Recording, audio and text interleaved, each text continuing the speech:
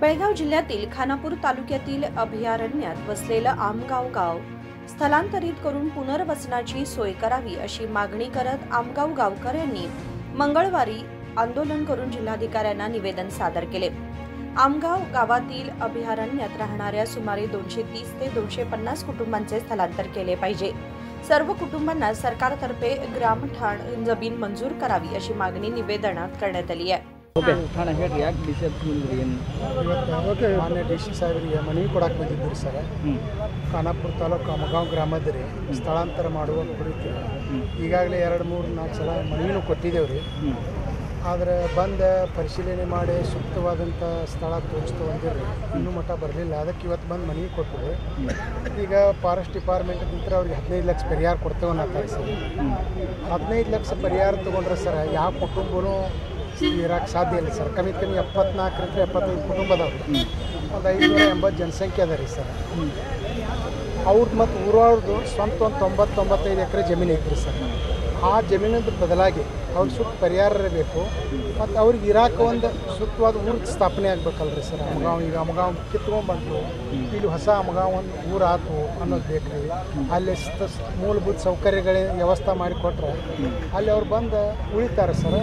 ಮತ್ತು ಅವ್ರೇನು ಕಾಡು ಬೆಳೆಸೋಕೆ ಅದನ್ನೆಲ್ಲ ತಮ್ಮ ಜಮೀನು ಬಿಟ್ಟು ಕೊಟ್ಟಿರ್ತಾರೋ ಅದ್ರ ಬದಲಾಗಿ ಇಲ್ಲೇನು ಅದಕ್ಕೆ ಸೂಕ್ತ ಪರಿಹಾರ ಕೊಟ್ಟು ಅವ್ರಿಗೆ ಇರಾಕ ಒಂದು ಪೋನಾಗುಂಟೆ ಜಾಗದ ಏನರ ಸರ್ಕಾರ ವ್ಯವಸ್ಥೆ ಮಾಡಿಕೊಟ್ರೆ ಅವ್ರು ಎಲ್ಲರೂ ಜನ ಒಕ್ಕರ್ಲಿಂತ ಬರೋಕ್ಕೆ ರೆಡಿ ಅದಾರ ಸರ್। ಎಷ್ಟು ಕುಟುಂಬ ಅದಾವ ಸರ್ ಅಲ್ಲಿ? ಸರ್ ಒಂದು 74-75 ಕುಟುಂಬ ಅದಾರ ಸರ್। ಪರಿಹಾರ ಎಷ್ಟು ಕೊಡ್ತೇನೆ ಅಂದ್ರೆ ನೀವು? ಪರಿಹಾರ ಅವ್ರು 15 ಲಕ್ಷ ಕೊಡ್ತೇನೆ ಅಂದಾರ ಸರ್।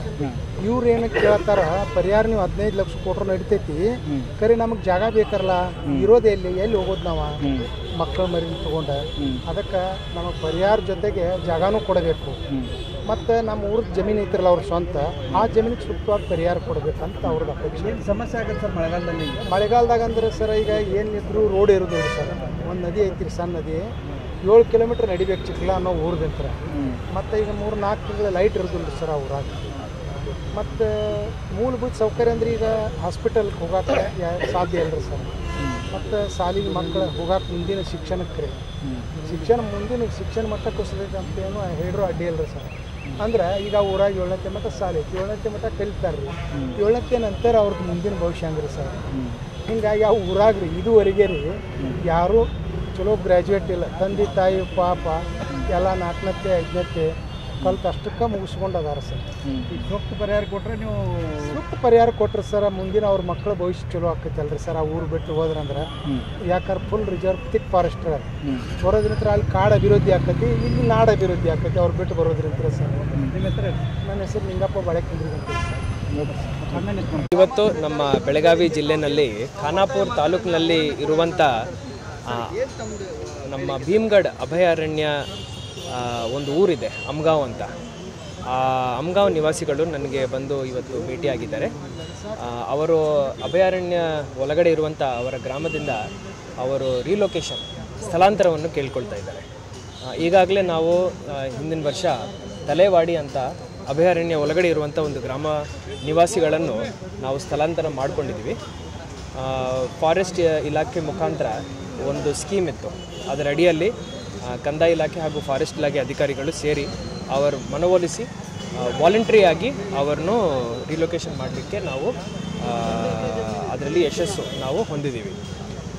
ಈಗ ಅಮಗಾಂವ್ನಲ್ಲಿ ಇರೋ ಇಶ್ಯೂ ಏನಂದರೆ, ಒಟ್ಟು ಗ್ರಾಮದ ವಿಸ್ತೀರ್ಣ ಮಾಲ್ಕಿ ಆಸ್ತಿಗಳು 90 ಎಕರೆ ಇದ್ದಾವೆ। ಸೊ ಅವರಿಗೆ ಸ್ವಲ್ಪ ಲಾಸ್ ಆಗ್ಬೋದು ಅಂತ ಅವರು ಹೇಳ್ತಾಯಿದ್ರು, ನಾವು ಕೊಡೋ ದುಡ್ಡು ಅವರಿಗೆ ಸಾಕಾಗಲ್ಲ ಅಂತ ಅವ್ರದ್ದು ಬೇಡಿಕೆ। ಅವರೇನು ಹೇಳ್ತಾರೆ ಅಂದರೆ, ನಮಗೆ ಲ್ಯಾಂಡ್ ಫಾರ್ ಲ್ಯಾಂಡ್ ಕೊಡಿ ಅಂತ ಕೇಳ್ಕೊಳ್ತಾ ಇದ್ದಾರೆ। ನಾವೀಗ ಅವರ ತೊಂದರೆಗಳನ್ನು ನಮಗೆ ಆಲ್ರೆಡಿ ಅವಗಾಹನೆ ಇದೆ, ಗೊತ್ತಿದೆ ನಮಗೆ।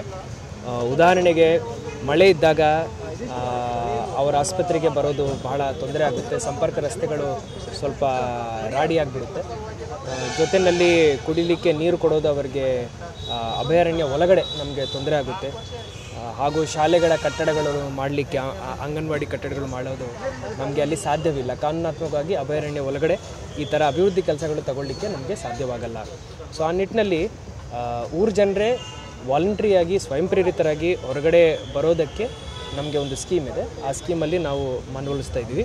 ಈಗ ಇವತ್ತು ತಹಶೀಲ್ದಾರ್ಗೆ ನಾನು ಹೇಳ್ತೀನಿ, ಅವರಲ್ಲಿ ಹೋಗಿ ಸ್ಥಳ ಪರಿಶೀಲನೆ ಮಾಡಿ ಯಾವ ಆಪ್ಷನ್ ಇವರಿಗೆ ಬೆಸ್ಟ್ ಸೂಟಬಲ್ ಇದೆ ಅಂತ ಹೇಳಿ ನನಗೆ ಒಂದು ರಿಪೋರ್ಟ್ ಕೊಡಲಿಕ್ಕೆ ಹೇಳ್ತೀನಿ. 1-2 ವಾರದ ಒಳಗಡೆ ಇದರ ಮೇಲೆ ಯಾವ ಸ್ಕೀಮ್ ಅವರಿಗೆ ಕರೆಕ್ಟ್ಲಿ ಸೂಟ್ ಆಗುತ್ತೆ ಅಂತ ನೋಡಿ ನಾವು ಅಭಿಪ್ರಾಯವನ್ನು ಅವರಿಗೆ ಎಷ್ಟು ಕುಟುಂಬಗಳಿದೆ ಸರ್ ಅಲ್ಲಿ? ಸೊ ಟೋಟಲ್ ಅವರು ಹೇಳೋದು ಒಂದು 100 ಕುಟುಂಬಗಳಿದ್ದಾವೆ, ಒಂದು 90 ಎಕರೆ ಆಸ್ತಿ ನಮ್ಮದು ಇದೆ ಅಂತ ಅವರು ಹೇಳಿದರು. ತಹಶೀಲ್ದಾರ್ ಅವರು ಹೋಗಿ ಸ್ಥಳ ಪರಿಶೀಲನೆ ಮಾಡಿ ಅವರು ನಮಗೆ ಪೂರ್ತಿ ಮಾಹಿತಿ ಕೊಡಲಿ.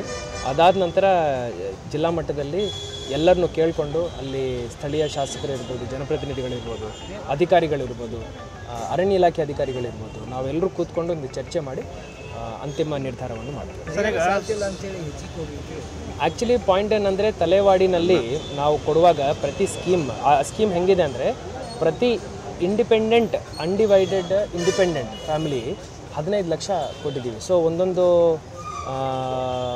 ಕುಟುಂಬಕ್ಕೆ ಸರಿಸುಮಾರು 30-45 ಲಕ್ಷ ಸಿಕ್ಕಿದೆ. ಸೊ ಅದು ನಮ್ಮ ಪ್ರಕಾರ ಭಾಳ ಒಳ್ಳೆಯ ಸ್ಕೀಮ್ ಅದು. ಸ್ವಯಂ ಪ್ರೇರಿತರಾಗಿ ಅವರು ಬಂದು ಆ ದುಡ್ಡು ತಗೊಂಡು ಹೋಗಿದ್ದಾರೆ. ಅವರು ಇನ್ನೊಂದು ಮನೆ ಕಟ್ಕೊಂಡು ಆಮೇಲೆ ಭಾಗಶಃ ನಾವು ಏನು ದುಡ್ಡು ರಿಲೀಸ್ ಮಾಡಿದ್ದೀವಿ ಅದರಲ್ಲಿ ಬೇರೆ ಕಡೆ ಜಾಗ ಖರೀದಿ ಮಾಡಿ ಮನೆ ಕಟ್ಕೊಂಡು ಮತ್ತೆ ಅವರು ಅಲ್ಲಿ ಶಿಫ್ಟ್ ಆದ ನಂತರ ರಿಮೈನಿಂಗ್ ಅಮೌಂಟನ್ನು ನಾವು ಕೊಡ್ತೀವಿ. ಇವರಿಗೆ ತೊಂದರೆ ಏನಾಗ್ತಾಯಿದೆ ಅಂದರೆ ಅವ್ರದ್ದು ಜಾಸ್ತಿ ಜಾಗ ಹೋಗ್ತಾ ಇದೆ. ಪ್ರತಿಯೊಬ್ಬರ ಹತ್ರ 1 ಎಕರೆ 2 ಎಕರೆ ಜಮೀನಿದೆ. ಸೊ ನಮಗೆ ಬೇರೆ ಆಪ್ಷನ್ ಏನಾದರೂ ಹುಡುಕಿ ಅಂತ ಅವ್ರು ಬೇಡ್ಕೊಳ್ತಾ ಇದ್ದಾರೆ. ಮಳೆ ಇದ್ದಾಗ ಅವರ ತೊಂದರೆಗಳು ನಮಗೆ ಗೊತ್ತಿದೆ, ಬಹಳ ಪ್ರಾಬ್ಲಮ್ಯಾಟಿಕ್. ಬಟ್ ತಲೆವಾಡಿ ಸಕ್ಸಸ್ಫುಲ್ ಎಕ್ಸಾಂಪಲ್ ಆದ ನಂತರ ಎಲ್ಲರಿಗೂ ಜಿಲ್ಲಾಡಳಿತ ಮೇಲೆ ಹಾಗೂ ನಮ್ಮ ಸರ್ಕಾರದ ಮೇಲೆ ಒಂದು ನಂಬಿಕೆ ಬಂದಿದೆ. ಸೊ ಇವರ ಸಮಸ್ಯೆ ಏನಿದೆ ಅದನ್ನು ಬಗೆಹರಿಸಲಿಕ್ಕೆ ನಾವು ಸಾಯಶಕ್ತಿ ಪ್ರಯಾಸ ಮಾಡ್ತೀವಿ. ಸರ್ ಇನ್ನೊಂದು ಸರ್, नदी तीरात ಬೆಳೆಗಳು हानीआगिदाವೆ सर, ರೈತರು ಪರಿಹಾರಕ್ಕೆ ಒತ್ತಾಯ ಮಾಡ್ತಾ ಇದ್ದಾರೆ. ಬೆಳಗಾವಿ जिल्हा राज्य सरकारने नव्याने उभारण्यात येणाऱ्या गावामध्ये पिण्याचे पाणी, रस्ता, सुसज्ज शाळा यासह इतर मूलभूत सुविधा उपलब्ध करून द्याव्यात असा आग्रह आंदोलकांनी धरला. यावेळी बाबू तळवार, एकनाथ गावडे, राजन गोडी, संतोष गोडी, सुरेश दळवाई यासह इतर जण उपस्थित होते. विनोद कोलकार, KMM मराठी, बेळगाव.